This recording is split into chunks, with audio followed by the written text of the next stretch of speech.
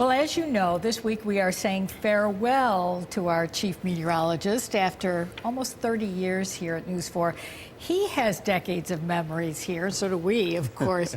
But tonight we're asking, what are the biggest weather events that he will always remember? There is cold air that's going to be rebuilding up there. All right, you're on. Across the years, meteorologist Don Paul has weathered every storm that has blown our way.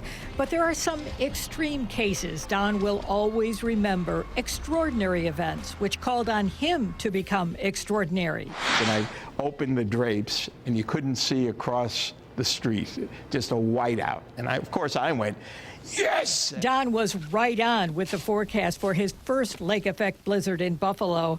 For the blizzard of '85, he began his coverage working with me on a Saturday in a deserted airport wearing a borrowed hat. And speaking of the weather, let's take you outside and give you a good taste of it, along with a man who is enjoying his first Buffalo winter. Here's meteorologist Don Paul, the man who predicted all of this. How does it feel, Don? Jackie, predicting it is a lot more exciting and entertaining than experiencing it. This is my first lake effect blizzard, and although there is no official blizzard warning in effect, think of it as a blizzard. It's mere semantics.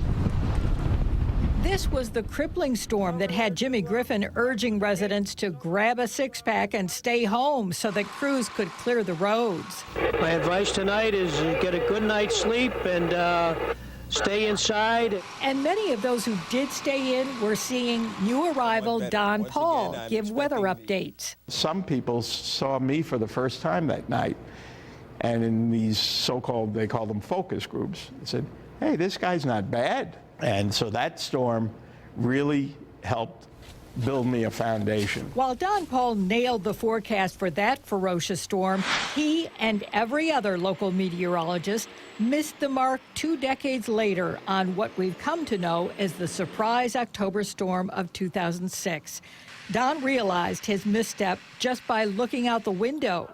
And I turned my head, and there was a big maple tree outside the window, and my mouth just said the words, uh-oh, 12:30, there's snow already accumulating on this tree. And I knew the forecast was in trouble. I didn't know how much trouble.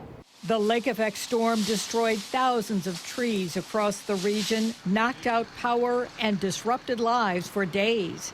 And so this was extremely heavy, soaking, slushy snow. And the weight of that and the foliage produced the devastation. And I was mentally devastated by that forecast. Most recently, Don recalls the storm we call SNOWVEMBER. He says this one was not a surprise, but it was a narrow band that didn't move and just kept spewing snow. Todd was here then, and we both were just watching this band sitting over the same part of our southern suburbs in South Buffalo hour after hour. And it was not something that was a surprise. No one 4 days in advance is going to predict 5 feet of snow.